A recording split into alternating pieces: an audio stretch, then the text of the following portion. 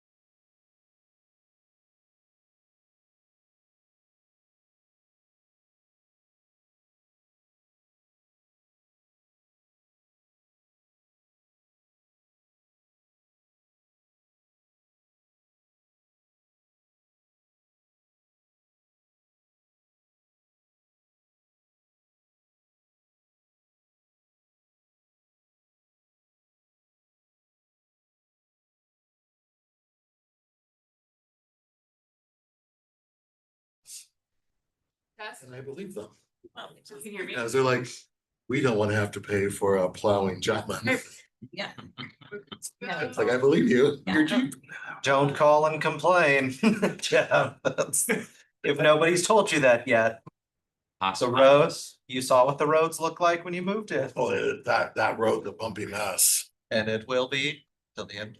Oh, No, joking. I think I live in House what District. is that, Gina? Is that Ron? Depends how far up. You could be in Princeton. Yes, I. I mean, oh, yeah. If you're in the dog leg. The city limits. Okay, we're, Just across the street. yes, we're gonna go ahead and get started. Is Amber on? She'll join you, but we'll count her when she is on. Okay, sounds good. Just so I know. Good morning, everyone. It is February 23rd, 2026. My goodness, it's almost the end of the month. It is 9 o'clock. It's actually a little bit after that, 9:05. It is our Monday strategic planning meeting. Let the record reflect. I haven't talked over the weekend, I guess, that we have three commissioners are present at the time, at this moment. Commissioner Kearns, Commissioner Jordan, myself. Commissioner Waldorf may be joining us by Zoom at some point during this meeting, and Commissioner French will be coming in here shortly. So with that, though, we've got a busy morning. So we've got an hour and a half with Scott Chesney. So we're excited, and we're going to go ahead and let him take off. Thank you, Madam Chairman, Chairman Brooks. Congratulations. Thank you. Very happy for you. Marcel and I both wish you the very best. Oh, thanks. Commissioners, this is one of the continuing sessions on our comprehensive plan update. We were last with you in December to talk about EIS parameters and the preliminary study areas. Those have gone forward to our consulting team for transportation modeling, and we'll be talking about that calendar as we wrap this up.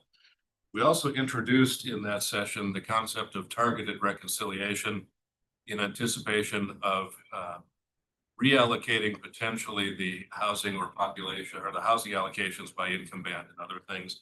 We're going to touch on that briefly again today, but we can move on. Next slide. What we're going to cover today, we're looking at three of the chapters or elements of the comprehensive plan. Climate change and resiliency, one of the brand new ones. Parks and open space, natural resource lands, which are important parts of our economy and everything else. Then we are going to revisit the housing allocations and what's called the HAPT tool from Commerce, which has caused some questions and issues at the last steering committee meeting, and we want to revisit that with you and get some guidance and direction. We will show you the refined EIS study areas for UGA consideration. And then we will wrap up with a series of legislative acts of the past couple of sessions that are now forcing themselves onto our table for action.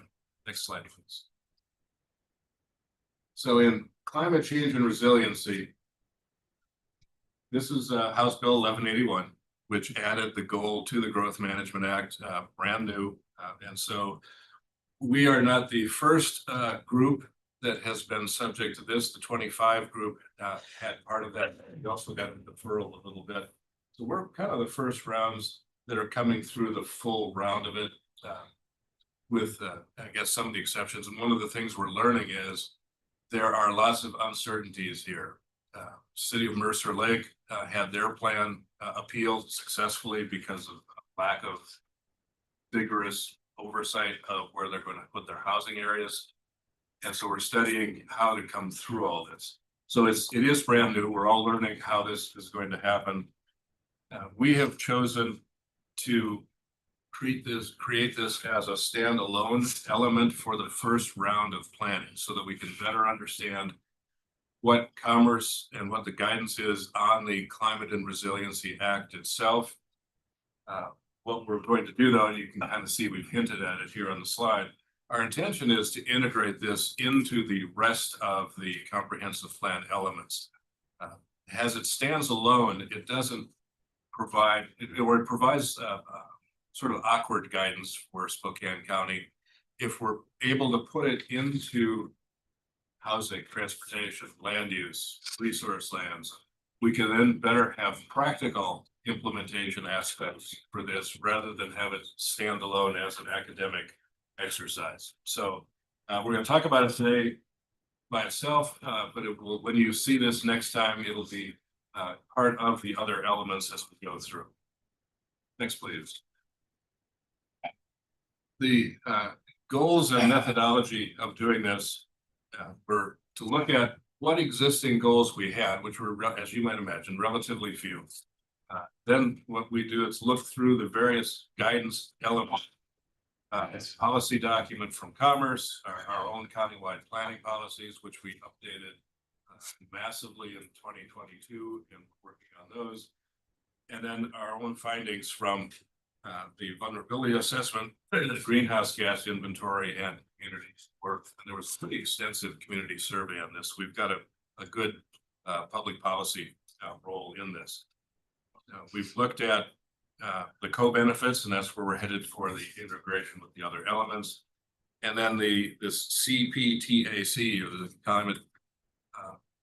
climate TAC, that is a group of volunteers, some experts in the academic field, some just interested parties, but it's an ongoing team that met monthly or every other month to talk through these elements as they went through. And their recommendations were wrapped into this. And by the way, the red line and clean versions of most of all of these are in your packets. For the climate one is simply the draft document, since there's no red line. But we're assuming that you have a chance to look through those actual documents, and we're going to highlight them today, not go through them in detail. Next, please. For the greenhouse gas group, they came up with 7 goals, and we're not going to go through each of them individual or in detail. All of these have a number of policies attached to them that are outlined in the draft document itself. A couple of interesting points though. Goal 1, right from the top, it really does support what we've been talking about with your support, the idea of neighborhood development or village development, not just subdivision development, because it's charging us to provide, if you read between the lines, it's about walkable communities rather than just reducing greenhouse gases. It is, of course, also intended with GMA, because if the UGA constrains us too much, we can't build those walkable communities. So it is in many things with GMA, we're building in tensions and some challenges to produce something that is fully compliant and, more to the point, is actually useful for Spokane County to plan its growth. Goal 2 and goal 3 are predominantly private sector efforts, encouraged by the government.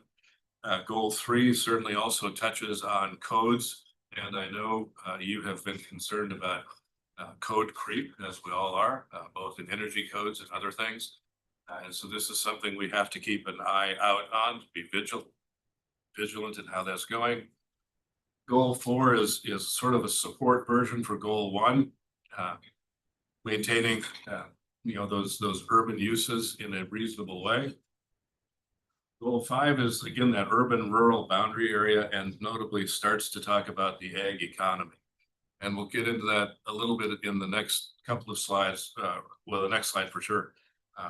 The ag part of our economy is often underlooked when we spend a year or more working on urban growth areas and where are we going to put suburban development. And yet the protections of our ag economy, as all of you know, just from the headlines of the last year, how much that fluctuates, and doing everything we can to provide an economic diversity for our ag economy. And then goals 6 and 7 are really more almost daily practices. And that brings up another reminder. What you're seeing today are not recommendations from staff or from these technical advisory committees. There are a series of findings that are up for discussion. The Planning Commission saw these on the 12th, and they made some comments that are reflected in the documents in your packet. But these are not anywhere close to being chiseled in stone. Like I said, these are not staff recommendations at this point. We are looking to you and our Planning Commission to provide guidance and direction on where things make sense to you, where things should be revisited. And goal 6 and 7 is kind of that good example. There's sentiment in there. It's aspirational. Whether those really should be comprehensive plan goals or whether that should be in an implementation document is something that we'll tackle as we refine this. Yes, sir. So goal 7 there, we have right now one of the largest aerospace companies in the world building a $250 million expansion to their plant out in the West Plains. And their product is brake linings for airliners. And the raw material they use is carbon. So are we to tell them to shut down? I would say just the opposite. If they're using carbon to make a product, I think that would satisfy this. But we also talk about reducing carbon. Hence the challenge in balancing goals with operations. Okay. I'm being a little rhetorical, you understand, because this, sometimes our policies are direct in contradiction to our goals. One of the things, it's, you may say that, Commissioner, but it's useful because when we talk about not letting these stand alone, it's for that exact reason. That stands alone, it may be confusing.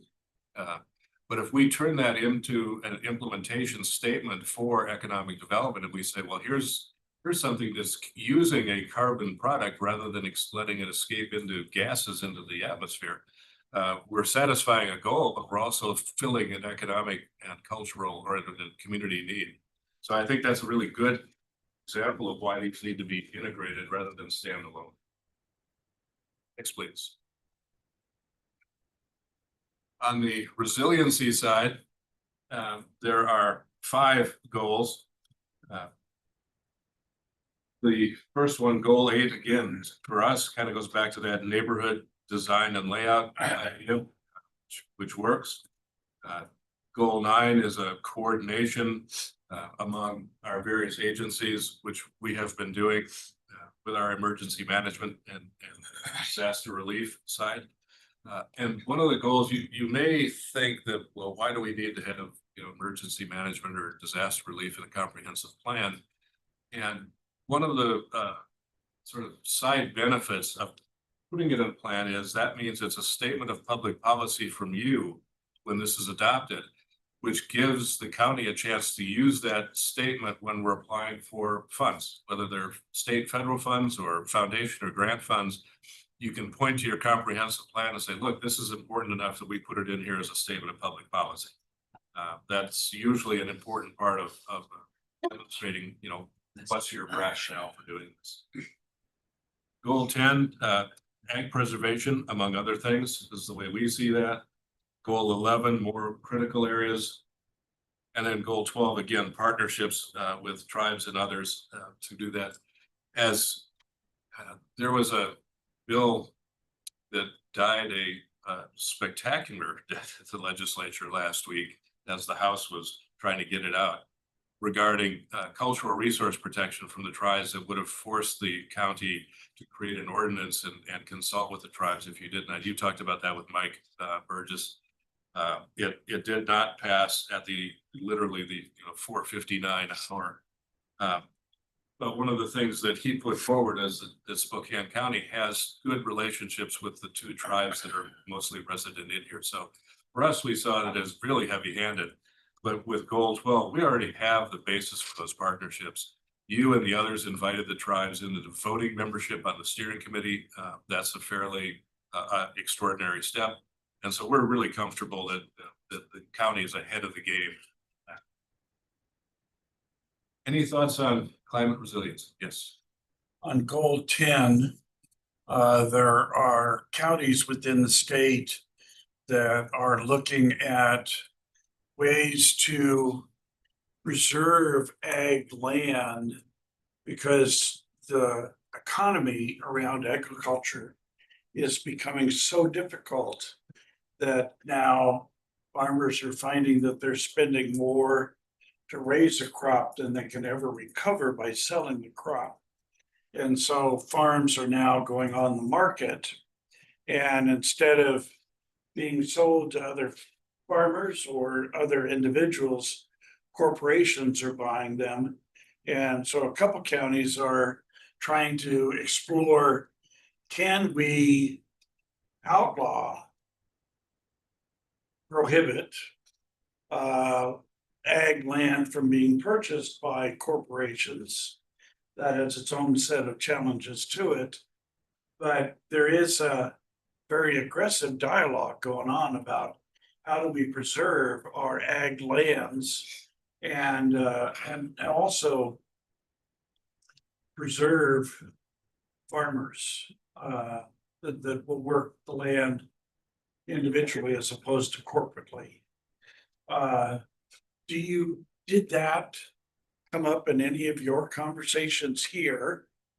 And I do know, and we've had the conversation about West Plains ag land. And without water, a lot of the ag producers on the West Plains have got no way of putting their land into productive use. So they're stuck. And so how does that impact what we're trying to do here? Thanks for the easy question to start the day, Commissioners. I can leave anytime. No, you've hit a very, very important point that we have been discussing for a year. The corporate ownership is not something that's come up with the groups we've talked to, at least not in a formal way. As you said, that has all sorts of free market implications to it.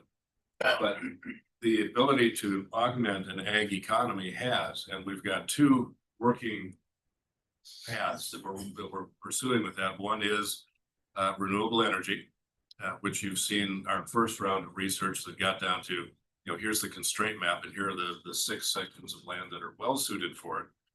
That is also not a final map. The second is the agritourism or rural business side of this, which we are also working on in concert with our WASAC planning directors. Both of those offer some sort of economic diversity to farms that are not directly related to crops or ranching. And so we think if we can provide some tools for the county that would open those opportunities without major regulation and still preserving public safety, that gives you a chance to do something that's within your control. Trying to restrict land sales, there may be policies that can do that, but it does seem like it's fraught with difficulty in terms of a farmer wanting to sell his or her land. But yeah, we are very much aware of that. As we move into the natural resource element here in a minute, we've had several conversations with groups of farmers and ranchers, and we're keeping them in the loop to find out directly from them what's working, what's not working, what can we do, where do you need us to stay out of your way. So the other element that plays into this is that I think 2030, the state is outlining diesel fuel. And for farmers, there's no alternative fuel that they can go to yet on the market. It's one of the reasons why we're trying to push the hydrogen, but battery is not an option. So that also could eliminate a lot of farmers in the market because they can't replace their equipment. And replacing, as I understand it now, replacing just a harvester for wheat is like $1 million. And they're difficult to push. So Nobody has oxen anymore, so that's the other. we are very much aware of that. Yeah, I haven't seen any marketing for the John Deere electric combine, so that seems a ways off. There was an effort on biofuels 10 or 15 years ago, and not just the ethanol, but on more biofuel based things. I haven't seen that get a lot of traction in the last few years, and so that doesn't seem like a viable option for us. No. But yes, this is everything we do in farmers, and particularly in Commissioner Brooks' district. The Palouse, because it's not irrigated, absolutely depends on Mother Nature, and if you can't act when you need to act, that's everything for that. Like I said, this is an often looked at element in our comprehensive plan because we're always looking at the Metro Core, but we are very much focused on this going forward. Can you give some examples of how in this process a goal becomes a policy and kind of more on the implementation side? What does that process look like? The first round of these policies, each of these goals has, as I recall from reading the documents, 10 to 12 to 15 potential policies laid out to address the goals. So the groups got into quite a lot of specifics, and one of the things we're looking for is guidance on those, and we will have some sessions specifically on this because it's new, but we wanted to give you a high level aspect of it. You know, examples on policies would be, you know, can you combine farm times to do multiple things with the same equipment at the same time? Can you share things so that you're using that in a different way? Some of it could be, you know, old fashioned. Do you need to plant a different crop that is less water dependent or doesn't require mechanical weeding or insecticides or things like that? There are some classic traditions, and then there could be some new innovative ones. You know, could wind power provide groundwater irrigation instead of a pivot that's coming out of a system? You know, could there be an old windmill that's pumping up water of some kind? So the group looked at a lot of creative things, and we'll dig into those one by one. Other thoughts? Next, please. Moving on to parks. Parks is interesting in a couple aspects. One, it's not required by the GMA, but the county has had it in its plans from the very beginning. So we feel it's required. And also it interacts with the comprehensive plan in a more complicated way than pretty much any other county department or function, in that the primary goals and policies of parks, recreation, open space are in the comprehensive plan. They are guided by capital facilities and also the park department plan, which is their more operational plan. And that's an iterative process. Parks talks about what they want to do. We collaboratively work those into goals and policies, and then they stretch back into what can we afford to do with our capital facilities and levels of service. I know Doug and his team have struggled with that as we've had our budget challenges this year. You know, can we maintain levels of service with our budgets? Those are critical issues, because if those levels of service change, then we can't accomplish the comprehensive plan, policies, and goals, and that puts us in danger of being out of compliance. Now, that's the doom scenario. What we're working with parks very carefully is to align those to get this system started. Yes. So the only, and correct me if I'm wrong here, I believe the only place where parks is included as a goal is in the countywide planning policies. It's not in the GMA Act. That's correct. So It's not a required element. it's not a required element. So this is self-induced pain. And well, I mean, quite frankly, I mean, you know, if at some point we needed to adjust the level of investment we make in parks, it's a matter of changing the countywide planning policies to eliminate it or reduce the level of service. So that it gets to a point where it's something we can afford, as opposed to something that is mandated, like transportation and other elements. That's accurate, Commissioner, because the level of service is the critical parameter for this.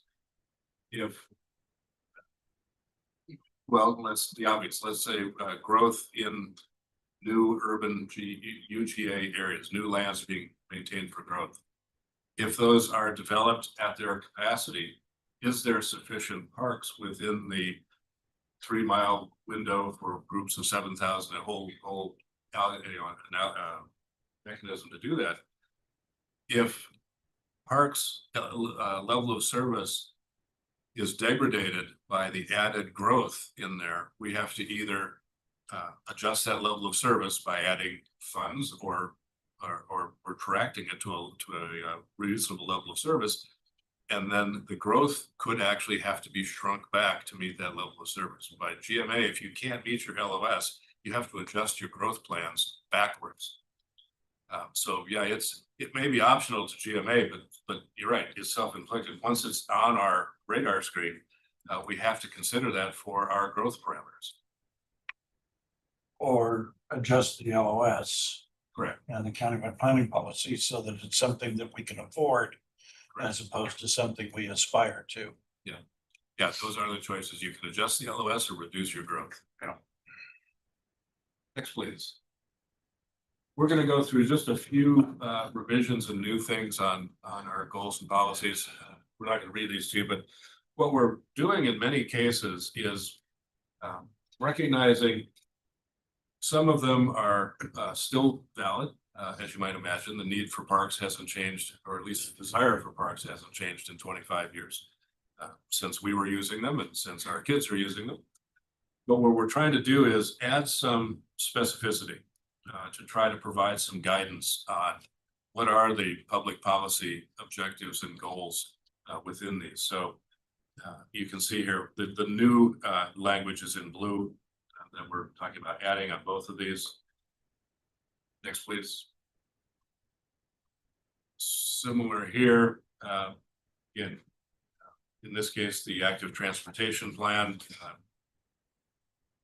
Formerly bike and ped plan, we are working to integrate that in several ways. It was a standalone piece that talked about bike and ped access for business movement, being able to use it as a transportation function, to ride your bike to work, to be able to walk to groceries and use your bike to go get things.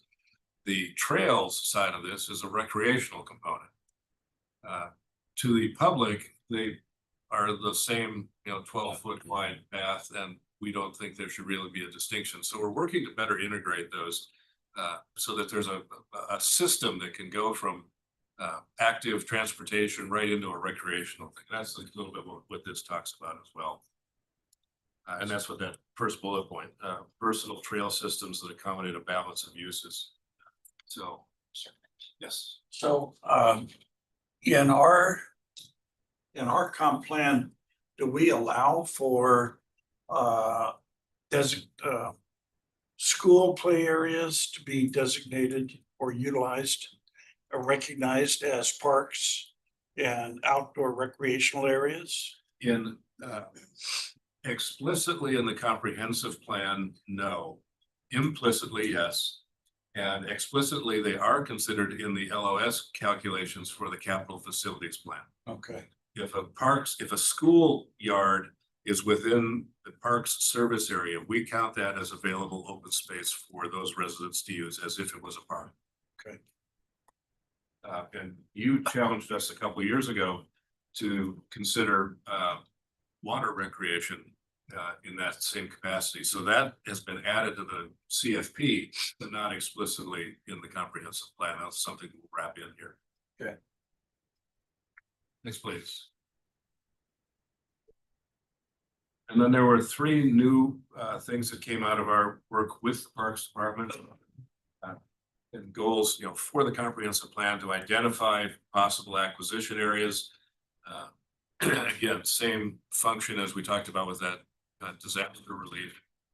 If we're talking as a public policy goal of having an acquisition strategy, this is something that Doug and his team can point to when they're applying for grants or funding. It's like, this is a goal of our county to do that. Improving access, this is again pretty straightforward. And then collaborating with partners. As all of us have discovered,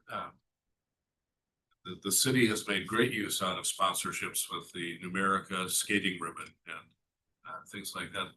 There's every reason to think we should be able to have some partnerships with our foundations and even our local companies to help be part of the quality of life of what we're doing. So. Any other thoughts on parks themselves?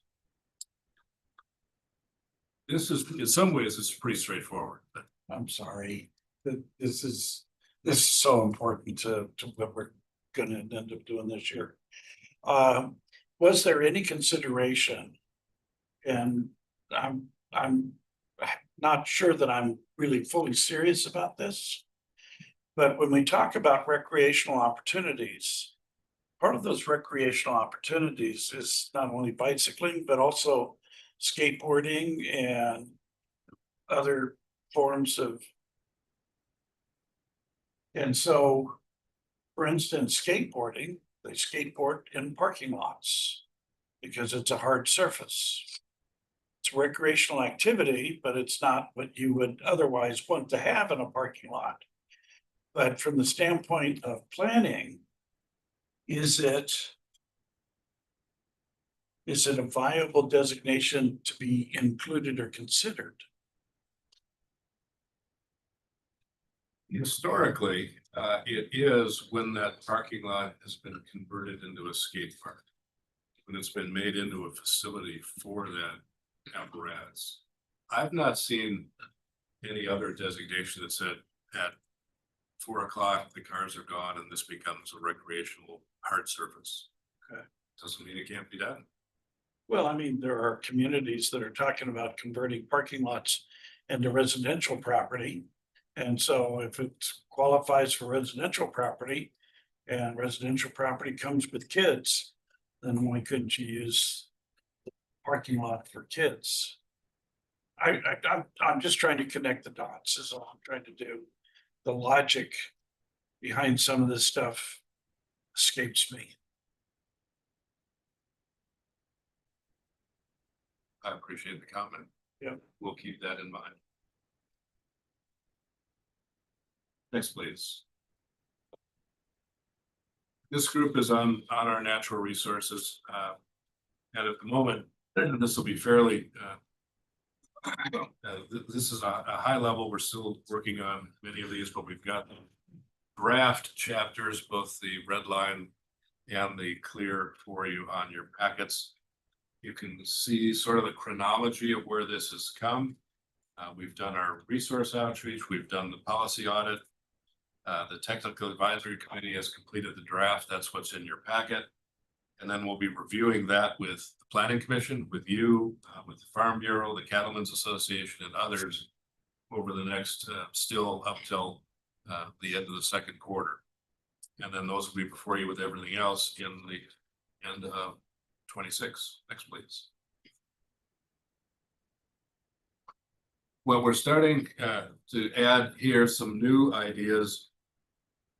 And this is kind of the beginning of what you're seeing in what we call the integration of the climate resiliency side into an actual element so that it provides hopefully practical guidance. And we certainly look to you for your thoughts and opinions on this. These are all new things. And so as we create these things, when it talks about identify and protect ag and forest lands that provide climate resilience benefits, that's a very broad goal. And within the chapter documents, you can start to see some of the ideas on how to do that. But this will be challenging. This will be unique.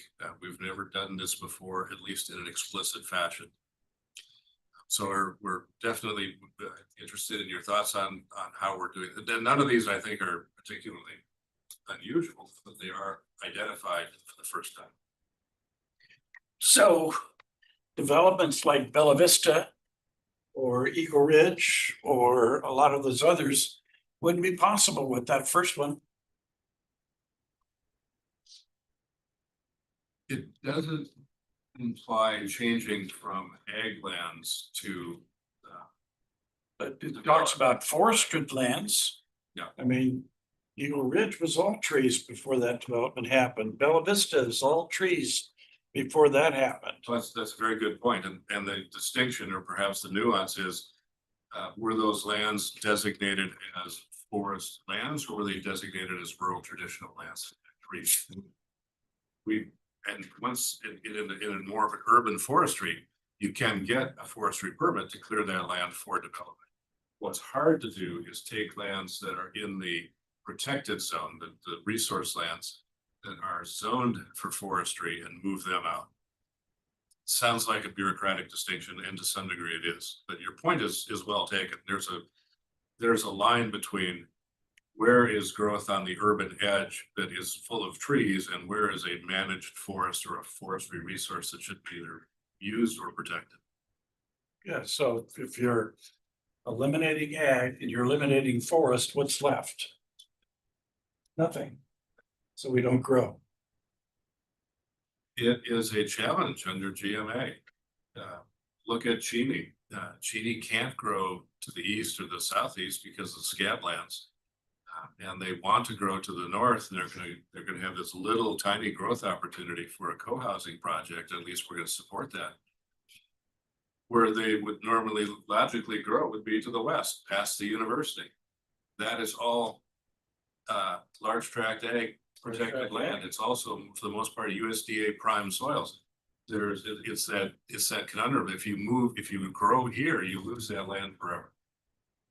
But yes, it's exactly the conundrum we have with the growth management. Next, please.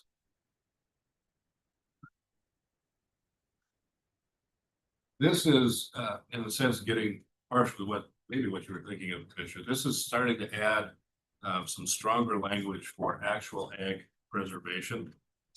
And maybe more to the point, define what that means by linking, USDA prime soils as well as soils of statewide significance. Our mapping lists things like small tract ag, large tract ag. Those don't always coincide with the actual soil definitions themselves. So this is providing some guidance for that level of protection.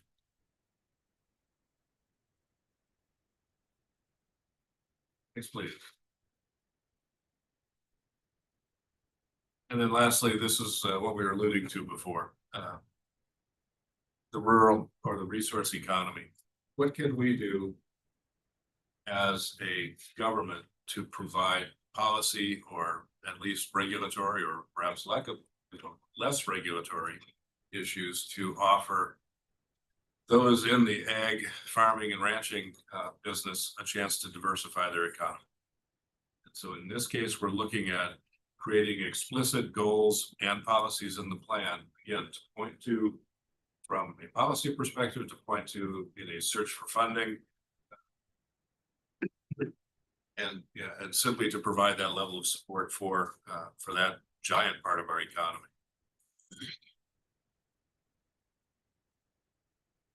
So what is the third bullet point there mean? It's well, there has been a statewide initiative on encouraging renewable energy. Certainly the last governor was much more vociferous about it than the current governor is. What we went through with you on the wind energy project was to say, if we're going to do this, where are the constraints where it doesn't really belong, and where can it really happen? What this is saying is encourage it where it is feasible to do so. And it is deliberately vague and not talking specifically about wind or solar, because it could include hydrogen, it could include nuclear. They still refuse to include. Oh no, we would certainly encourage hydro. It exists, so. They don't consider it globally yet. There's a interesting distinction. The state has waffled on that. I'll check to see what the current flavor is, but we would certainly consider renewable within the obvious. If it doesn't snow all winter, our renewability starts to drop. I only spent last week. We're gonna go skiing yet. Yeah.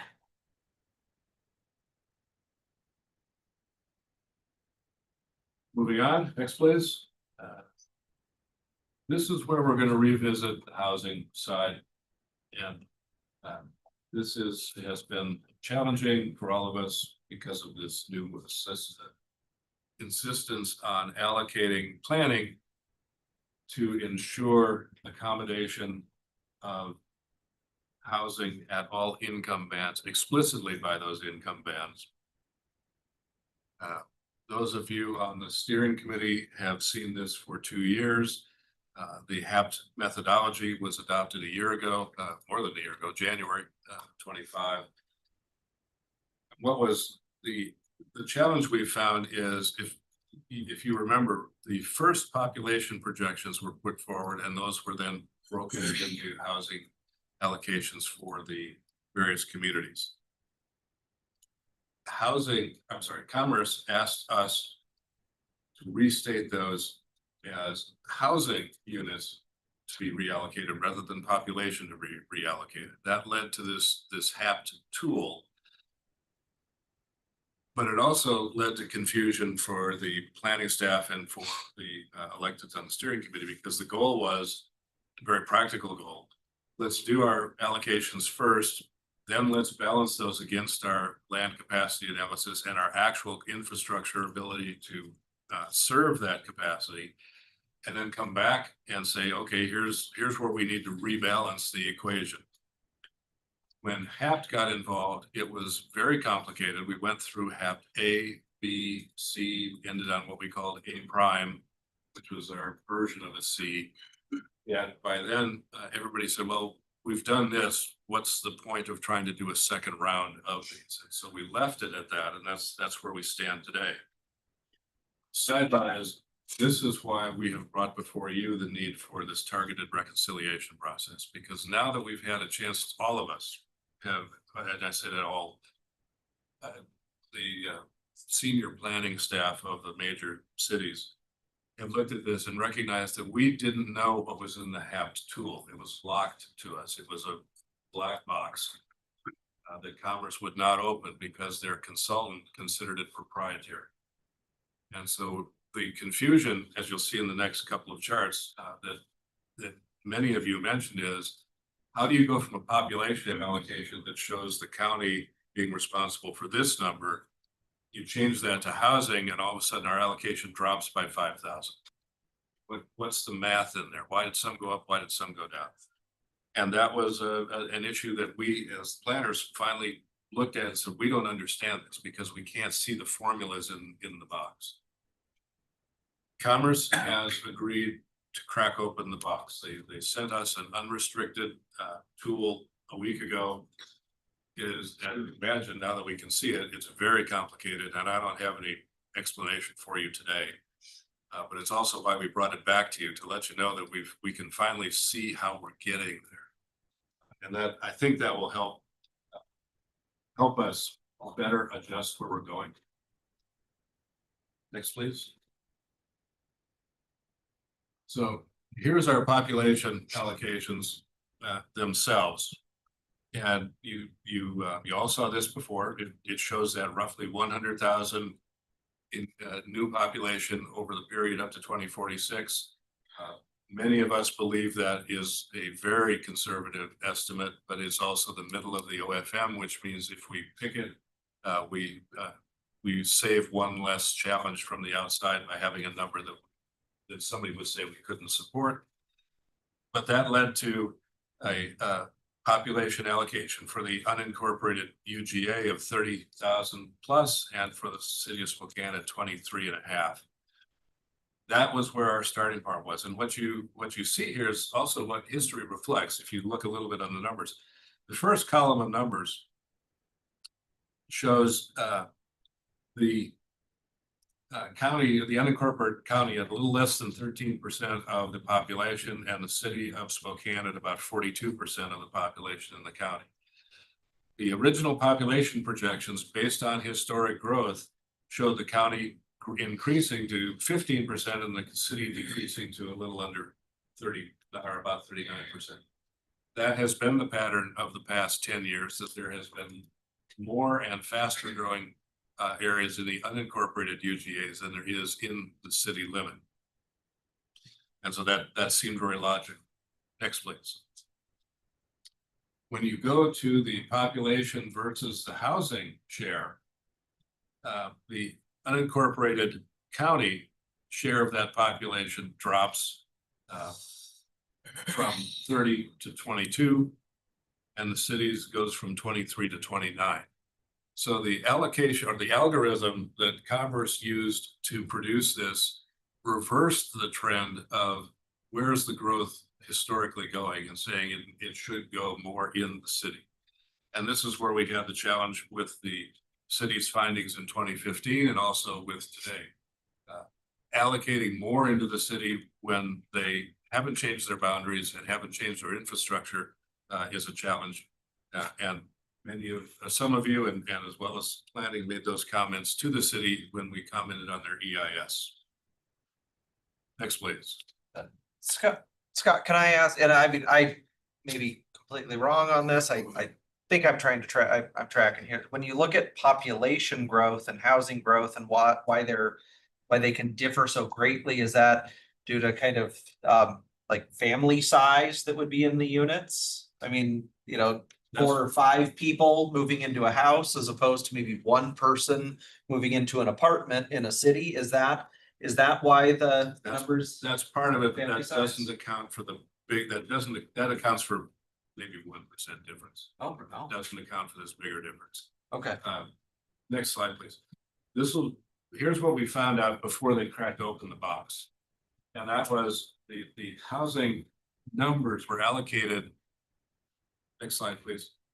Were allocated on a formula that had 60% based on actual growth, 30% on what they called housing cost inequity, and 10% for homelessness. What those, can we get the next slide, please? We're trying. Okay, sorry. It- And Yeah. what that meant was the actual growth, Travels distance. what would be that population growth, only 60% of that was factored into the housing allocation. 30% was that cost inequity, the affordability side, and 10% is it's called homelessness, but it doesn't refer to those members of our community that are on the street. It refers really to institutional housing. So for Airway Heights is counting, their population includes a group of or includes a number that are in the prison. That's not a housing factor. Medical Lake has Eastern Washington Hospital. Again, they're not providing housing units for that population. And so that part makes some sense. The 30% though is what we were not given access to the box to find out until recently, and that's what we're going back to look at. What that shows though, with the result of that shows that the matrix on the left, which is where if you assume that all of that 30 and 10 are factored in cities, and now the cities are going to be responsible to cover that. That's why the city of Spokane's allocation was pushed up. And ours in the counties was dropped because we don't have, in a sense, that same affordability to make up the issue, even though we're being asked to accommodate that through the HAP for new growth. So again, to me, it's a big disconnect that we're trying to find out. But the other interesting part is, so you can see Airway Heights went down, accounting for the prison. Medical Lake actually went up, which makes no sense if you're accounting for the hospital as group quarters. And Liberty Lake was dropped, but I don't know of any institutions in Liberty Lake that you could account for that population drop. So again, the very simple explanation has some academic sense, but until we can really get in and understand how this tool works, what even the explanation doesn't seem to pan out for the numbers. And so it's a challenge for us. As you know, we've been kind of nagging on this for more than a year with our colleagues, and now I will give Commerce great credit. They did open up the box. They gave us a fully open spreadsheet. They're working with us, and so I'm comfortable we'll have a way of addressing this. But you know, and again, as we wrap this up, this is precisely why we need a reconciliation process, so that if we have to go forward and adopt our plans with the numbers that Commerce gave us, we can fix them with a GMA tool afterwards and not be out of compliance. So based upon this schedule, I mean, they're talking about the number of housing units for Spokane increasing by 5,000, while the Spokane Valley is only less than 1,000. And yet it doesn't take a rocket scientist to look at the map and say there's more vacant land in Spokane Valley than there is in the city of Spokane. And they don't have the capital facilities, they don't have the infrastructure to support where they're gonna put 5,000 homes inside the city. We have that same concern. We've had that concern for 3 years. my question is, when you look at this, I mean, housing is still based on market. I mean, it's like you can't just generate equitable housing. We don't have a socialist housing That's correct. system. So I mean, so it's still based on market. I mean, you know, apartments are charging what they want to. You know, if you can get a HUD voucher, then that helps reduce your rent, but it's not the rent that's changing. That's exactly correct. And none of this takes into account the market. That 30% is really a factor of what should have been built over the last 5 years and wasn't, now being backed into the formula.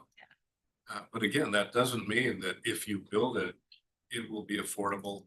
It will be an affordable product. Even if you build it at a reduced rate, will that builder make it affordable, or will the builder build it at a reduced rate and sell it for a bigger profit? No, which is why we're seeing in Spokane County where people are going to Idaho and purchasing or staying in an apartment over there because it's less expensive. Yeah. Again, it's market driven because of what laws have been in the state of Washington. And Well, you have testimony on the record from developers like Jim Frank that will tell you that with the new building code requirements and stuff, it is more expensive to build a residential unit in an apartment building than it is to build a single family standalone home.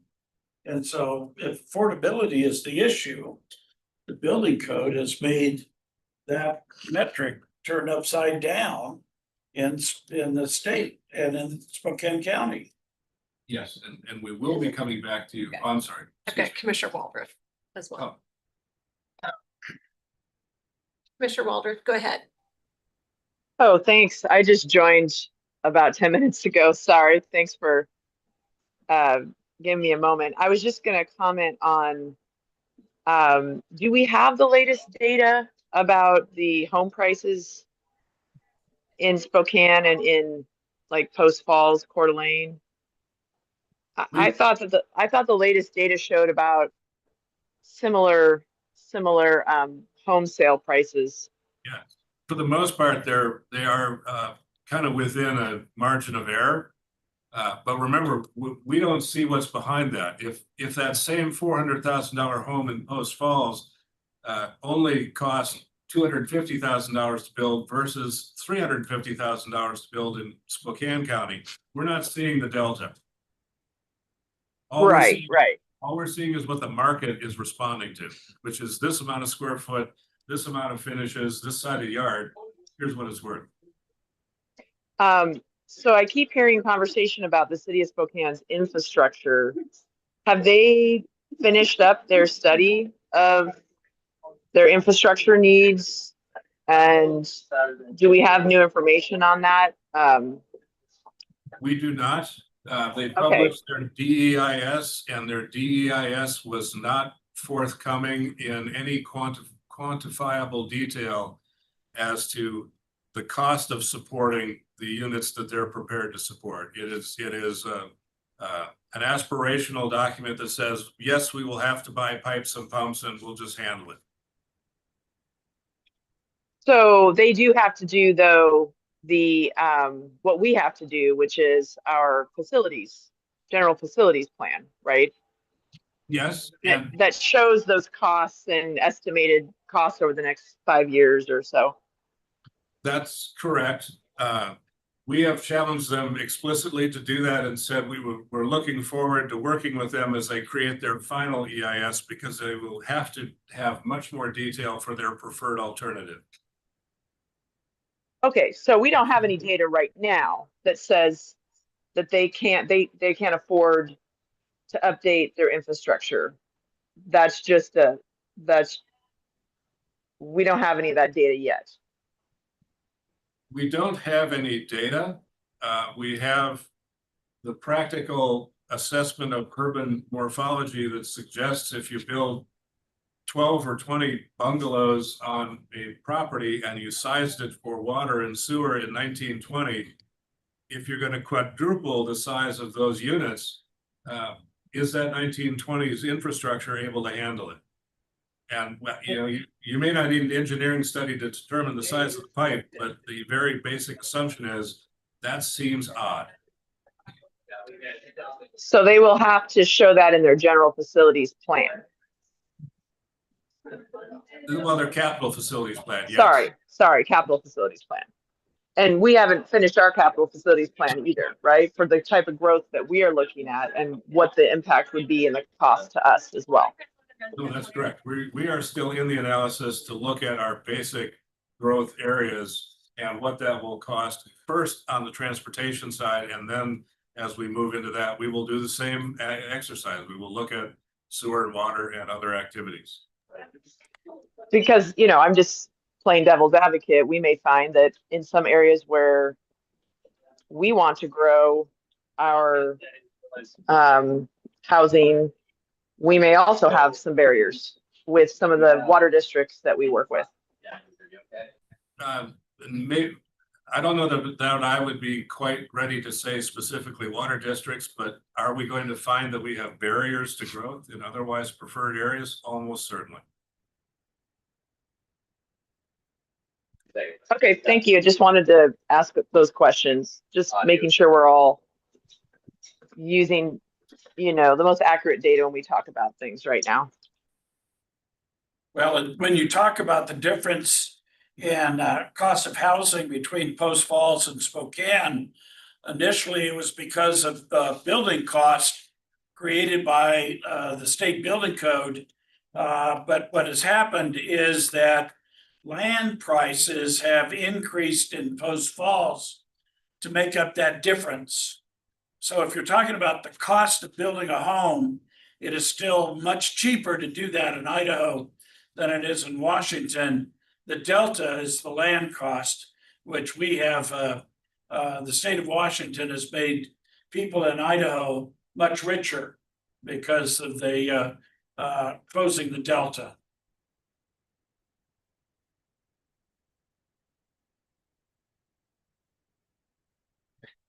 Commissioners, thank you. This is an ongoing issue. We will be bringing before the steering committee at the next meeting a draft recommendation of what that target of reconciliation will look like, and hopefully we'll have a chance to bring in something that better explains how the HAPT got us here so that we can decide collectively, do we like where we are? Do we have time to change it? Or do we need to go forward and change it after the fact? So nothing like an 11th or a home stretch rally here. Next, please. We got till the end of the year. Come on, good. That's true. Time. We're gonna do just a quick update on our EIS, mostly so we can share with you the study areas. You remember the basic alternatives, no action, density increases, then accommodating development. And back to Commissioner Brooks' earlier assessment, the market doesn't care what we want to do. The market is going to go where it flows.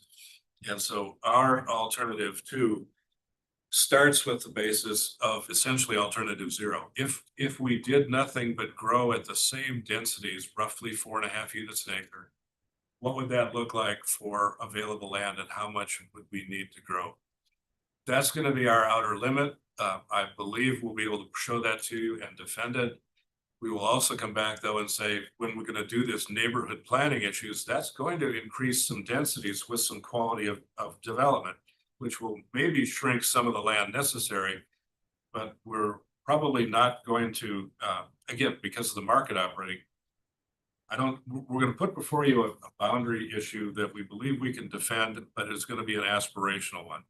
If the market goes in this direction, here, we can accommodate it. We've got the capital facilities in place. If we can stimulate the market to build neighborhoods, we'll use less land. So that's what we're going to show you as the seasons go on here. Next, please. This map is the metro core, but it's still big enough. It's hard to see. Basically, though, when you see green and red dots, and then there's an area around them, what we're trying to suggest here is study areas and environs.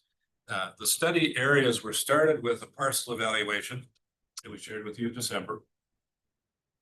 Attributes on proximity to transportation, infrastructure, other things. We included a qualitative aspect of that as a kind of a tiebreaker for a bunch of parcels, like how close are they to existing schools, shopping, and other conveniences.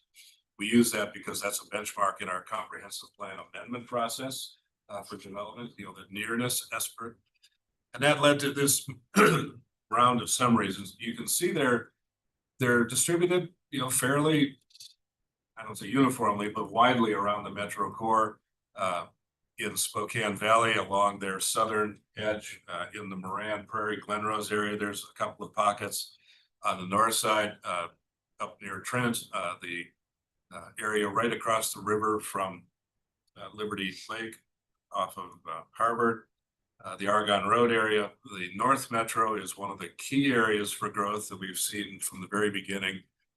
And in a way, when you start looking at the parcels and their environs, it takes into account even bigger areas. We've heard from the city, for example, that in 5 Mile Prairie, since they're now going to get in the UGA, the 2 subdivisions that were the zombies from the settlement agreement, there's 2 40-acre parcels right next to that are viable. And the city has already run a major water line right down the middle of it. They would be very supportive of having that be able to put in a public road on top of that.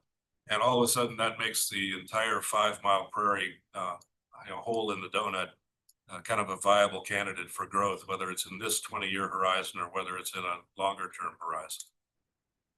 And the other one, of course, is West Plains. West Plains is for the most part an infill strategy, as you've heard all those comp plan amendments changing light industrial to residential over the last, or at least the last 5 years, but certainly before that. But there are some opportunities for growth. We've identified a couple target areas for growth and their environs out there as well. We also envision that being a more rigorous process next year with the city of Spokane coming to the table as a utility provider, but with Cheney, Medical Lake, and Airway Heights looking at that as a planned unit area or a sub area plan in the future. So, and remember, this is looking at residential growth only, not at business growth. So the purple represents what? Residential? The purple is It's currently light industrial there yes. around the airport, and the transload facility is already, north of that purple area there at Craig and 904 or 902. You're not going to convert that to residential. No, not at all. But is the transload facility in the city limit already? It's in the city, but it's designed to go into the county. Yeah. All the way down to 902. The purple and lilac on there are the light industrial and heavy industrial lands. Those are not suggested as UGA growth lands. Okay. And then you've got nothing around Four Lakes. The challenge with Four Lakes, first off, the Lambert laws are really difficult, and we're working through WASAC some agreements. Four Lakes is a great candidate for a rural village. The challenge we have now is current legislation that allows for a new round of expansion in Lamberts, meaning duplexes, triplexes, and fourplexes that were otherwise not allowed in that low density area. But you have to be tied to either a community sewerage lagoon or a small package plant. You can't put a fourplex on a single family lot and have a simple septic field under the current law. So I'm talking about residential, I'm talking about light industrial. Oh, light industrial is an entirely separate study. We haven't put that up there yet. Okay. But the area from Four Lakes back to the Medical Lake interchange, particularly the north side of I-90, is on our horizons as a growing business development area. South of I-90, we're looking at more of the residential expansion, including Four Lakes. Okay, well, you know what we got going on there at Four Lakes and stuff, and there are purchases that are being made Yes, today. yes. So that's critical that we get that on there. It's on our radar. We know Okay. exactly what's going on. Okay, It doesn't factor into the UGA discussion at this point because we're having to create this UGA parameter based on our residential and housing unit growth. The jobs growth is a parallel path, and that's where the city of the valley, their job growth, they want to go into the Centennial properties north of the river. We've got job growth up the Newport Highway corridor on either side of Costco, and we've got job growth on the West Plains. Okay. So Can you just do a recap of the color coding here? it's zoning, is a quick one. So the yellows and oranges are low density residential. The lilacs are light industrial, or the darker one, heavy industrial in the North Metro, and reds are commercial. What you're seeing for the green parcels are parcels identified in the UGA analysis as meeting more of the eligibility criteria. And the shaded areas around those are just merely to suggest if a particular parcel is scoring well, we start looking at those around it to better leverage that same infrastructure. And what are the kind of black lines that have the various lines through it? Oh, that's a good question. Not the I was roads. listening. I do think I could roads. The blue is water. Yes. The little, Those hatched areas. yeah, Those are the alt one infill. Those are our candidates for the neighborhood development, neighborhood residential, neighborhood commercial. okay. They're really exclusively on the West Plains and the North Metro. So those are areas that would be the prime candidates to acknowledge higher density infill development, because in some cases on the North Metro, they really are walkable communities if you just kind of start connect sidewalks and do a few simple things. On the West Plains, it gives us a chance to build that walkable community almost from the beginning. So yeah, thanks for the question. That's the alt one version, and the alt two are the ones with the polygons around.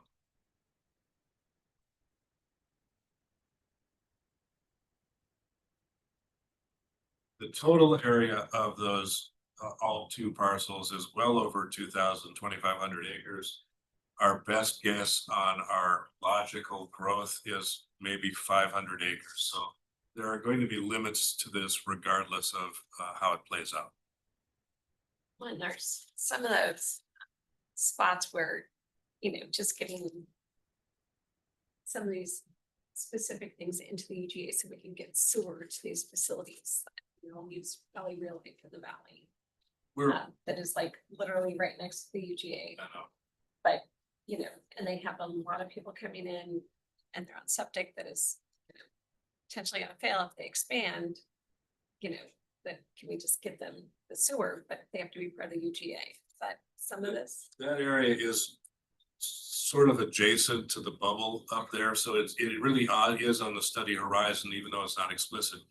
But that's an example, much like the Arborcrest area we're looking at on the business side. Okay.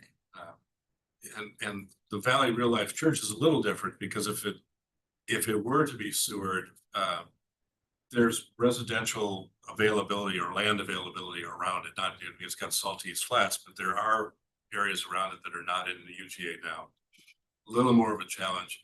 Arborcrest just needs sewer for business purposes, for environmental purposes, and has no residential component to it. So it would fit a little bit like the West Plains, big resident or big non-residential component out here, but it doesn't show up on this map.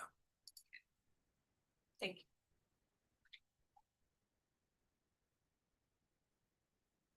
And we welcome your thoughts on this. The next set of results, we're anticipating the end of March, some findings from the transportation modeling that will help guide the next level. Before we move on this map, you had mentioned how the green were areas that were being examined or looked into, kind of further examine. What's the timeline on staff reporting back on those green Yep, areas? we hope to see the results from the transportation part of that by the end of March. And that'll be kind of the next level of ranking them for future studies. So hopefully the first week in April. Okay. Then we'll have that back for you. Okay, thank you. The last part of this is a little different approach, and that is we're also going to be looking at all of the urban reserve lands that our predecessors designated as far back as 2001. And those that have shown no pressure for development in 25 years, or even from 1990, in 40 years. We may be looking at making a recommendation to you to change the urban reserve lands in a way that could leave the remaining urban reserve lands as the boundary of a long-term UGA. That's something we're working on kind of on a parallel path with Commerce. It's a pretty unique approach to the GMA. May not be supported right now, but there's also the rationale that the urban reserve lands, that zoning has been supported in the UGA or in the GMA discussions for the entirety of these plans. And yet it's not as fully connected to the formal UGA as it should be. The reason we say that is back to these market factors. 2,500 acres of potentially eligible land that could be served with urban services or capital facilities.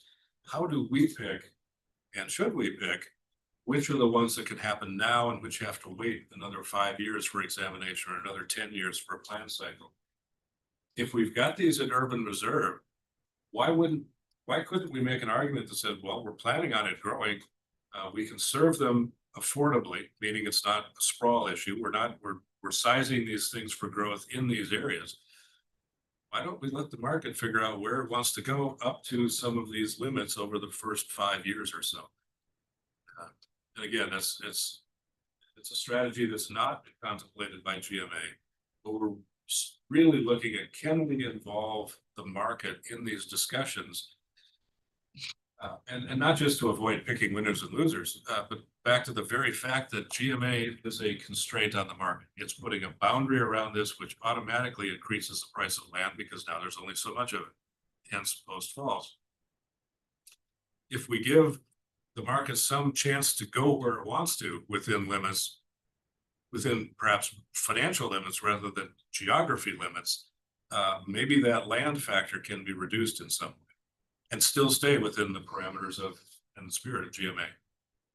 I believe there's a solution here. I don't think it's been looked at because it didn't need to be looked at until the GMA worked when it was first put in place. But I think it's time to look at a change in that GMA. Doesn't mean we can we may make that observation to you later in the year. It probably won't come as a recommendation. It may come as, here's something for your 2027 legislative agenda. We need to get the legislature to talk about this. And we're working on that with our Wasatch planners too. So this is not just a Spokane County initiative.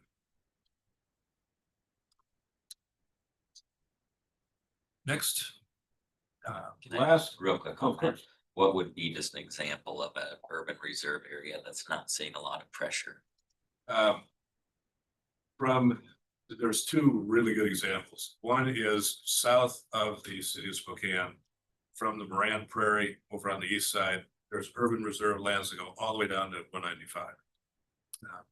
From essentially Crestline west to 195, the topography gets very challenging. So it's an area that has been carved through certificates of exemption into lots of little 5-acre pieces. They're going to be hard to reassemble for urban redevelopment.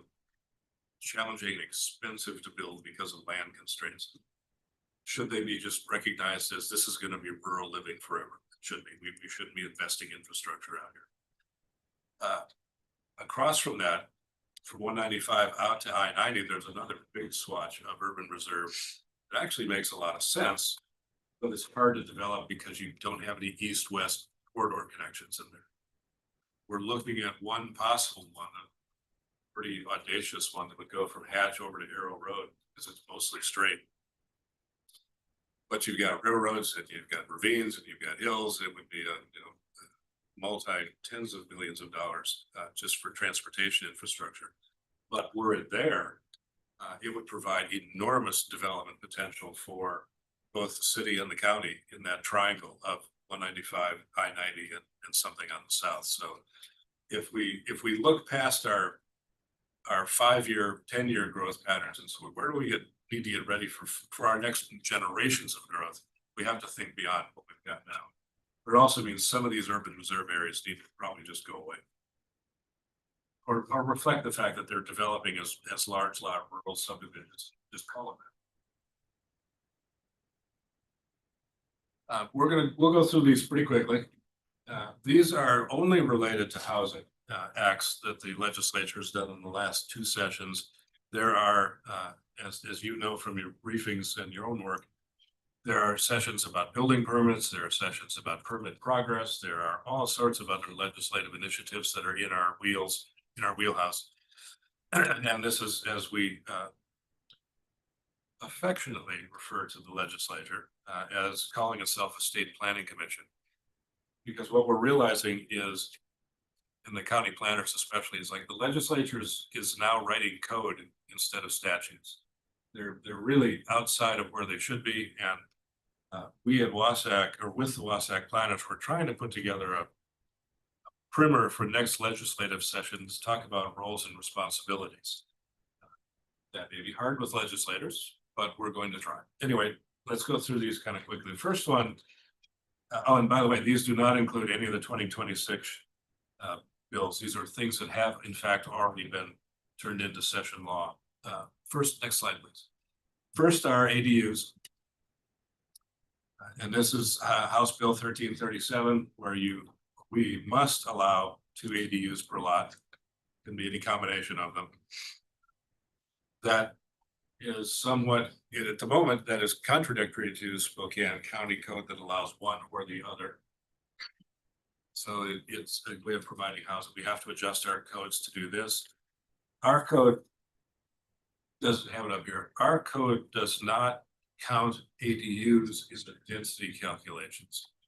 So if you're in an LDR area and up to 8 units an acre, and you're effectively at 4.5 or 5, and everybody builds an ADU, you don't count that as affecting your density in that area. It's given as kind of a bonus. Other parts of the legislature are saying, well, future-wise, is wanting to say, if we're going to increase these ADUs, they now need to be included in your density bonuses so that you're not trying to get around your own zoning by this added density. So that's a secondary piece of this, but it's there. Next, please. So I'm gonna check, but we Sure. can't do ADUs on like a 5-acre parcel or a 10-acre parcel. In our rural areas, we can do both attached and detached ADUs. This would not apply to the rural lands. This would only apply to the urban zone lands. Okay, because we used to not be able to, right? Sorry. We used to not be able to do that. So like a family that's got a 20-acre lot or a 10-acre lot that, wants to take care of their elderly parents that are starting to, they want to downsize. Can they put an ADU now on their property? If they are on rural traditional or rural conservation, they can have an ADU. But if they're in the resource land, small tract, large tract ag, they can't. So the very groups we're trying to protect, the farmers that want to have the mother-in-law apartment or the parents' apartment so that kids can take on the farm, we can't do that, and FutureWise is still fighting that. But it is it's part of the ADU bill that's out in the legislature this session, which we're working on. So it's FutureWise, if I remember this accurately, tried to restrict ADUs in all rural areas in the last session, which would have forced us to potentially change our code and remove them from our code, unless it was granted like a grandfather exception. If it's in your code before this is passed, you get to keep your code. But there was an effort to remove ADUs from rural lands under the guise of this will double the rural population and it will have a catastrophic effect on the groundwater supply. A little hyperbole. But the county does allow rural ADUs currently, just not in the ag lands. Don't we have something too where if you get, essentially like a doctor's note to where it's a family member that is there to care for an elderly relative, but Yep. once that's done, you can't rent out that ADU too, it's like. You can get a dependent relative residence, which is typically a manufactured home, that you pull on, plop it down there, and then take care of whoever it is until they pass or hospitalize, something. But it cannot be left permanently as an ADU. It has to be removed when the need is gone. In So the when- ag. When the in-law dies, the house comes down. That's what I understand. Yeah. Cold and cruel, but that's what the code says. A small change on that, temporary uses. You amended the code after the 23 fires so that temporary uses can be indefinite. They have to simply come back and tell the planning director that we need to stay another year and that extension is granted indefinitely. Could that be abused? Yes, but we all chose to recognize the humanity of the fact that it may take these folks more than 2 or 3 years to rebuild. So, we weren't going to kick them off. Next. Next one is unit lot subdivisions. And there's also been a lot of other subdivision work going on in the legislature, but we'll just kind of go through this ones. Unit lot subdivision is another tool to subdivide small lots, essentially. Next, please. Here are some of the parameters of that. It doesn't necessarily, they're not restricted by zoning, except for the parent lot. And most of those already are. You can subdivide and sell these lots. And we work with them as if it was a subdivision. They can have common areas as well. Next, please. Oh, I'm sorry, Commissioner Franklin. Yeah, this really looks good on paper until you try and do it.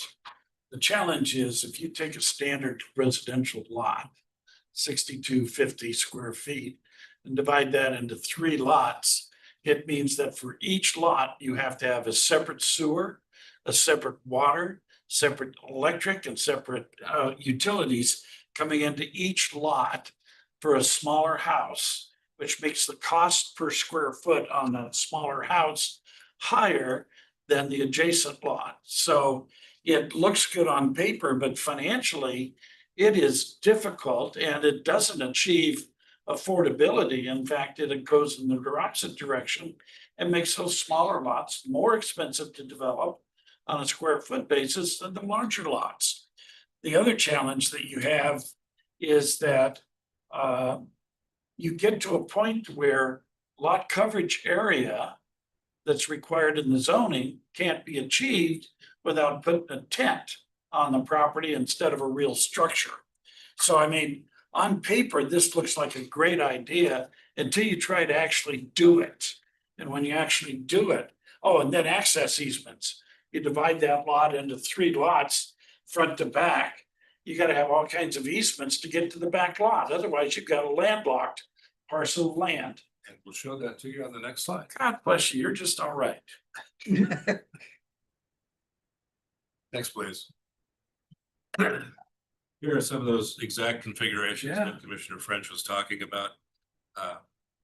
This is different than what was generally called cottage housing, which was potentially, well, it was individual units on a common piece of land. Sometimes you could set it up to like a land condominium. You could own the land under the footprint of the structure and be surrounded by common lands and not have to touch a legal right of way. But these are designed to be sold, so they touch an alley, they touch a street, or they touch an easement to make that work. And so it's a tool that the legislature has adopted, and we are mandated to include this in our code. So lot 3 up there is an example.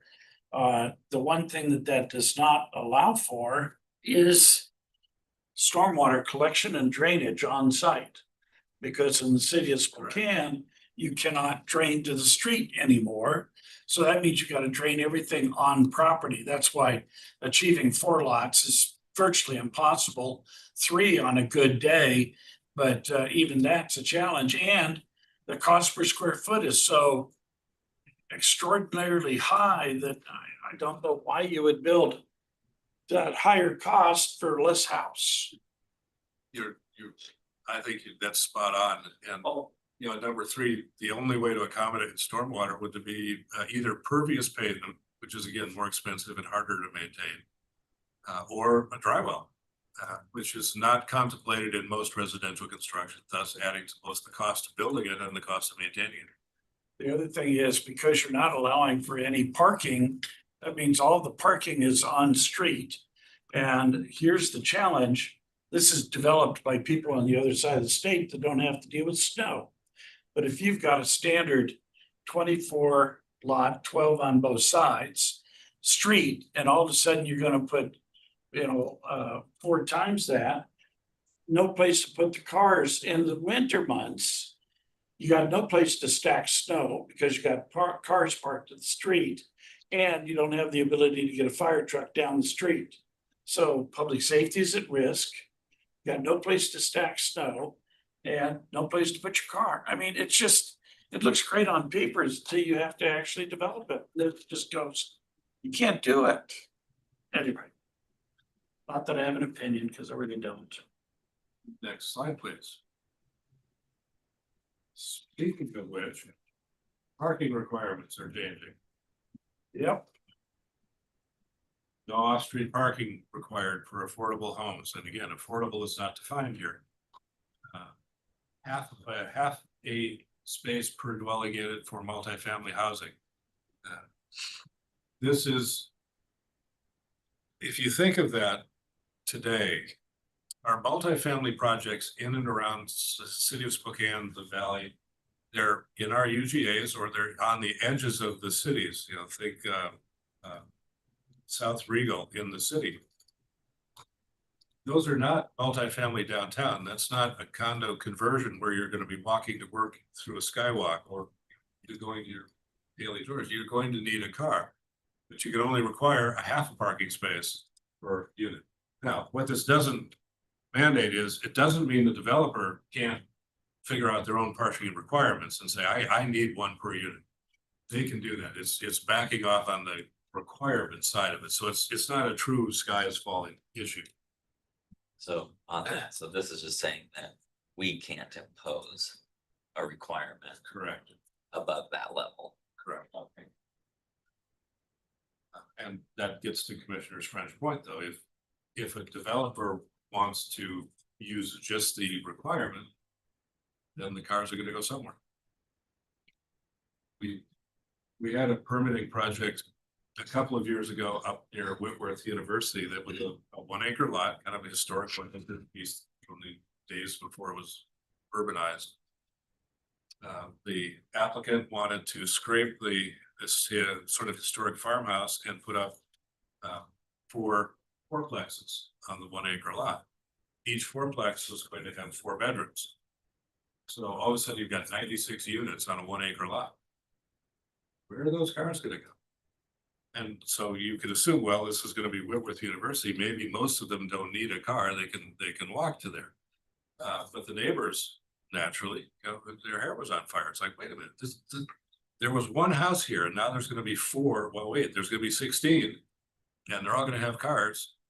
Where are those cars going to go? Eliminating parking requirements is a way of providing more housing in a way, but unless there's some balance, you have to reflect where that's going to happen. And in a suburban area, that's a lot more difficult than if it's down here. But we've had Brown's Addition for 100 years, right? And so cars all over. Nobody thought about building parking for those 1800s apartment buildings. So it's not impossible, but it's a challenge. The regulatory environment is saying we can't impose a restriction. The market can do its own thing. And what do they do in Brown's Addition when it snows? All the cars have to be parked on one side of the street, so they've got a clear lane for the snow plow and for fire trucks. Otherwise, can't get a fire truck down, 2nd Street. Everybody Brown's goes to Addition. everybody parks in Rose Hours overnight. Yeah. Or they tow your car. Or they tow your car. If you're on the wrong side of the street. That's good. Next, please. And lastly, we're going to go into just quickly HB 2020 or 1220, which is what's pushed a lot of this moving forward. But the thing, again, also back to that HAPT tool, some of this shows up there. The 3 types of housing that we don't necessarily traditionally consider: emergency housing, emergency shelter, and PSH, or permanent supportive housing. We're looking at, on our requirement now, 1420 PSH units, almost 5,000 in the regular units in the 0 to 30% median income, and then 755 emergency housing units. Building, next slide, please. Building those in suburban UGAs is challenging for many reasons, for all the reasons we kind of just talked about for multifamily housing and parking. The very nature of needing affordable housing means you probably don't have a car. But yet, if you're out in the suburbs, how are you going to get to services? How are you even going to get to a grocery store if you're not close to transit or something like that? And that's not today's discussion. We just want to kind of share what the parameters are for this. So you can see the permanent supportive housing. Here's its area. It's always subsidized. It's leased. There's no limit. Comprehensive support services to maintain tenancy. And so you can see those parameters there. Emergency housing is shorter term. Sometimes for those who are at imminent risk, basic survival needs. And again, it's not trying to be even remotely cynical, but it's hard to imagine the value of building emergency housing in a suburban urban growth area when most of that need is historically in the center part of a core city. It doesn't find itself out in 5 Mile Prairie very often. So these are state mandates now, but they're very, very challenging for counties. So I know what permanent supported housing is. What does it mean that we have to accommodate the permanent supportive housing? So I know it's not requiring us to build it. Does it just mean that we have enough land that doesn't have zoning to prohibit it? Does that meet the threshold? Or do we have to have a specific type of zoning that says only permanent supportive housing can go here? It's the former. Okay, That's what we all understood it to be when we started our 26 plan update. What we learned through the Mercer Island case is, no, you can't just have zoning and regulations that encourage it or don't prohibit it. You must have a mechanism to make it real.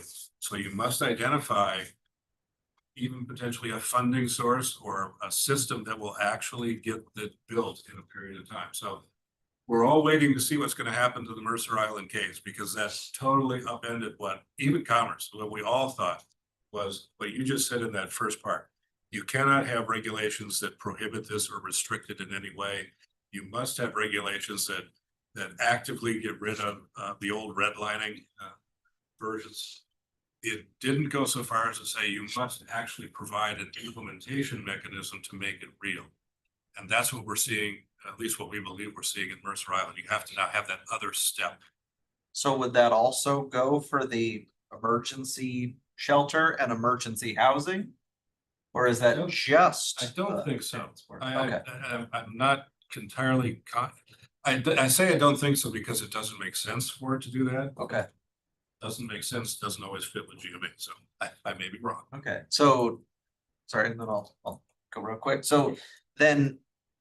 So it is, I mean, and based on this Mercer Island, it could go the direction to where they say, county, you must construct these permanent supportive housing, potentially? Not the counties per se constructing it, you must provide a mechanism by which they can be constructed, I think would be the way to do it. Okay, Either the county forms a land bank to underwrite some of that cost, or the county forms or through our housing and community development group, we find a mechanism to work with Habitat or Greenstone or somebody to actually move these forward. oh, wow, It's clear we're being required to take something of an active role. And I don't know that that's been, well, it hasn't been determined what that really means. okay, At least I don't know what it really means yet. okay. So on the temporary indoor accommodations, should that be a tent? I would expect so. Yes. Sprung. Hey, Oh, sprung is too permanent. You're a good one. I'm thinking more pup. That's a family. Nice stand. I was gonna ask, what is the latest status of that Mercer Island case? Is it on appeal? Is it not? Are we going to develop some ideas on how we might stay out of trouble with that? Meaning some kind of ideas around encouraging certain types of housing, just for planning purposes to, if the state of the law is you must do X, are we gonna be ready to do that with ideas? Or If it is was- there some kind of question about the legal status of that? If it was today, no. And I haven't, I'm thinking I by haven't checked it. adoption is what I'm thinking of. and I think I don't think there's a sense of urgency in that sense, other than if we have to go that direction, we've got time to build that into our plan. I haven't heard anything about this case in a couple of months, so I don't know. I don't know if it's percolated through Brooks or something, but Mercer Island, when their case was appealed and the appeal was upheld, the hearings board said, we realize this is an added burden, and I don't know if they said you didn't anticipate or something, but they said you've got a year to fix it. We're not going to hold you out of compliance today, but you've got a year to fix it. So they did build in a period to say, here, you didn't expect this. This is the way we interpret it. If you fix it, you've got a year to do that. The warning shot to us is, well, if it's upheld and if that is not appealed, then we know we better get started. But we might be able to at least claim a similar exemption at the end if we're just not ready. Commissioner, I don't know how we would initially tackle this without sitting down with George and Justin and Yeah. the rest of the team. It's like, what? are we Well, gonna do? I haven't read the case in detail, but one could imagine some policies that might help. Commissioner French was talking a while back, one of our briefings about, delaying certain fees until occupancy. Those types of things are policy that actually is dollars and cents to make something easier to do. Give us a list of 10 things that we could think about for the types of housing that we're required to support. It might be some kind of incentive, it might be a delay of a fee, something like that would be just where I'm brainstorming. I'd rather do the brainstorming now, if that's what we think the state of the law is, rather than say, oopsie, we got dinged later first, so. Well, and to piggyback on that, I mean, an area that would be specifically, I know the state doesn't like to do this now, it did before, is, developments with manufactured housing. That would actually lower the cost, provide just a foundation and set a house on top of it, call her done. And, Just a second, Commissioner go ahead. Waldron. Sir. Yeah, I was thinking that, I mean, we have a chapter dedicated to housing policies, right, Scott? Yes.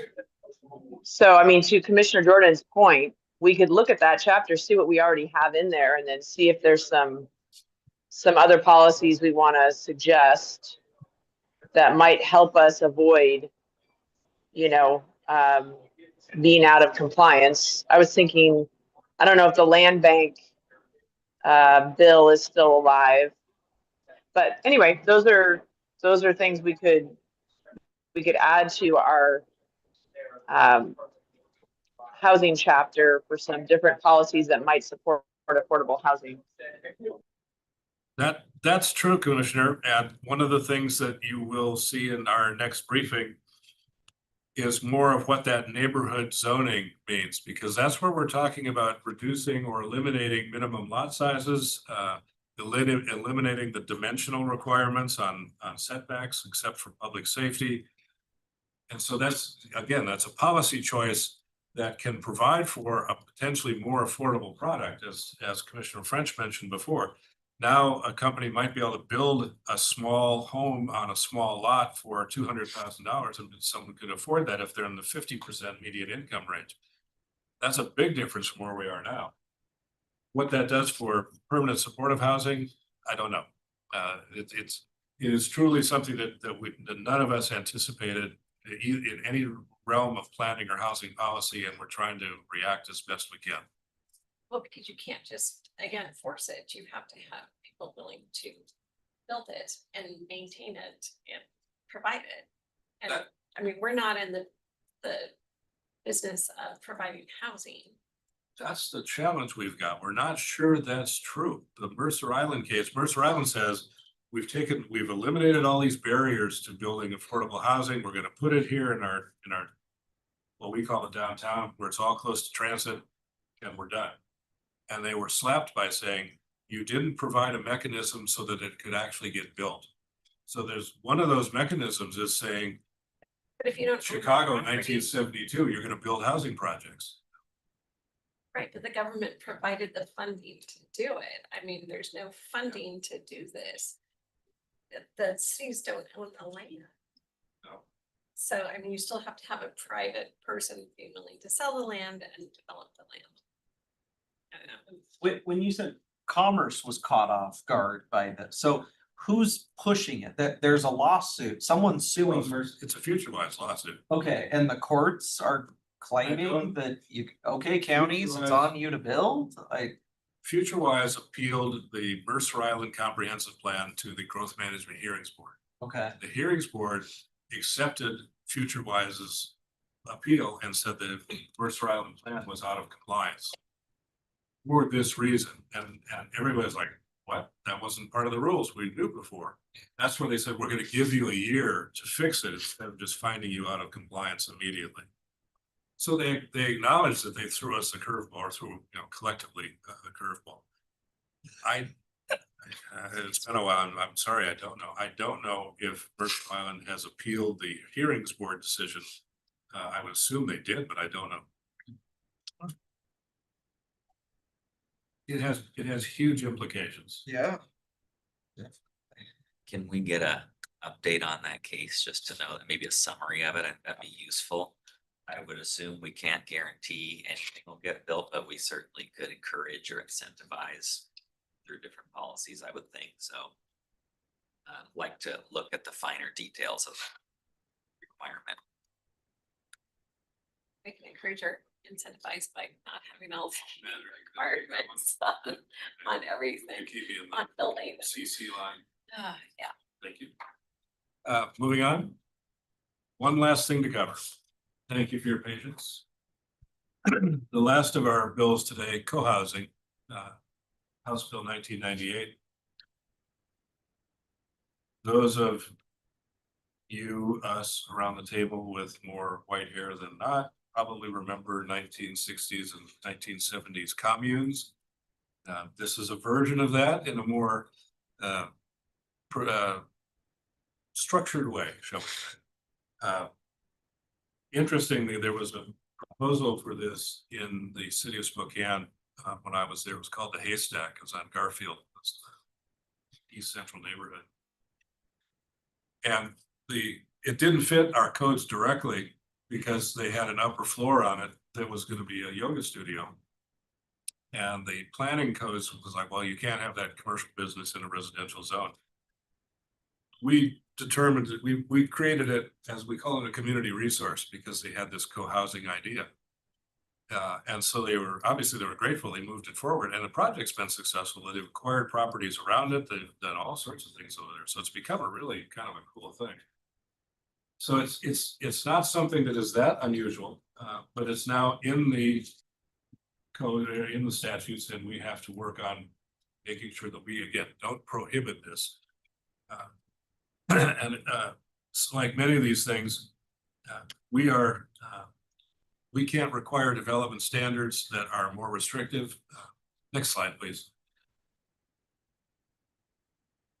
And we simply need to include this in our portfolio of potential housing types. We think this is, of all things, probably a pretty good idea. This can work.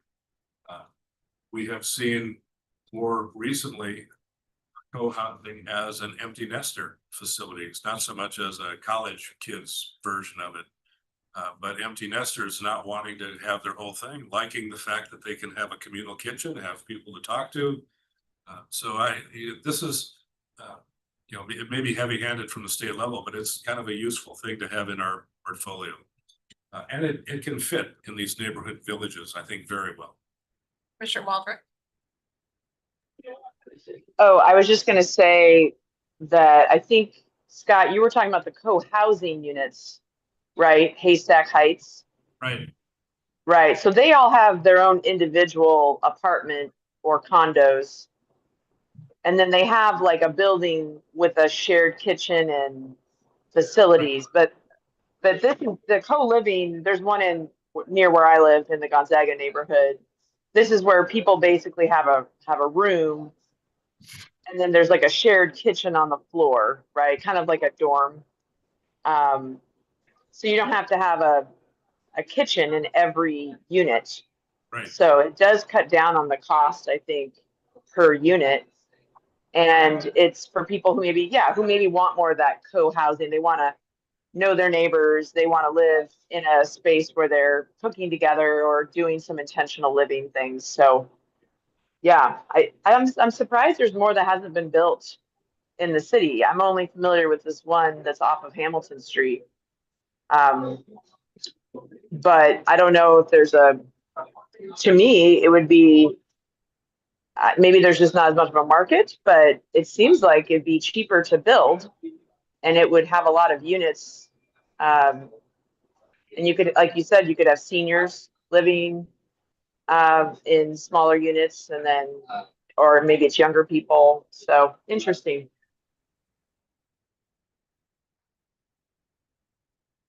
Thank you. Next slide, please. We are underway on our calendar. We will be back with you in April 27th. Over the next few months, we're going to be working on development code revisions and wrapping up the main part of this in the land use and transportation work sessions throughout the rest of the summer. And then you can see the end game here. PC public hearings, we've already scheduled October 29th, November 12th. We will be briefing you for the full plan on the 30th of November, and we'll be asking you for consideration December 15th. But we will see you again in April, and then we're going to hit a pretty intense stretch of June, July, August to make sure that we're fully incorporating your wishes into the nuances and details of the plan. Did the county provide a response to the draft EIS for the city of Spokane? County planning did, yes. Okay, I'll send you a copy. Please do. Thank you. We did a pretty succinct 2-pager, essentially saying you didn't show us your work. Yeah. And, we're looking forward to seeing it before you do an FEIS. Yeah, I think I said the same thing in 6 pages. Yours was very thorough. Yeah. Anyway, commissioners, thank you very much for your patience and suggestions. Our group was taking notes. We have our recording, and we'll and if any other questions come up, you know where I live, and we're happy to deal with anybody individually or in small groups. If you want to explore any of this in more detail, policies and climate and other things in more detail, let us know, and we will set up time to do so. Thank you very much. Thank you. And we look forward to seeing you back April 27th. Well, actually, you're going to see me tomorrow, but a whole different. Yes. Okay. Thank you. Appreciate that. Okay. Bless you. Bless you. Thank you. So that's what we had for our agenda for today.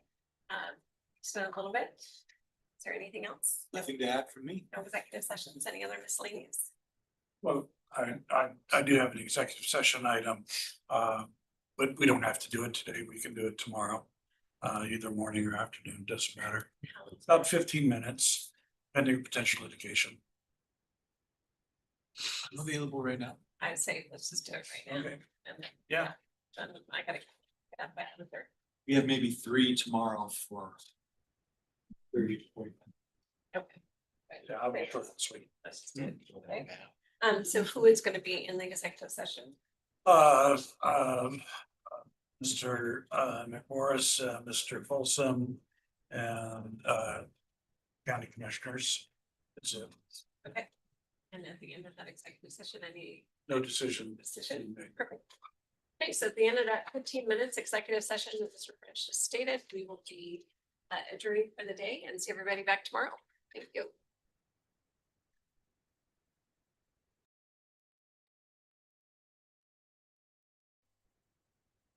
Yeah.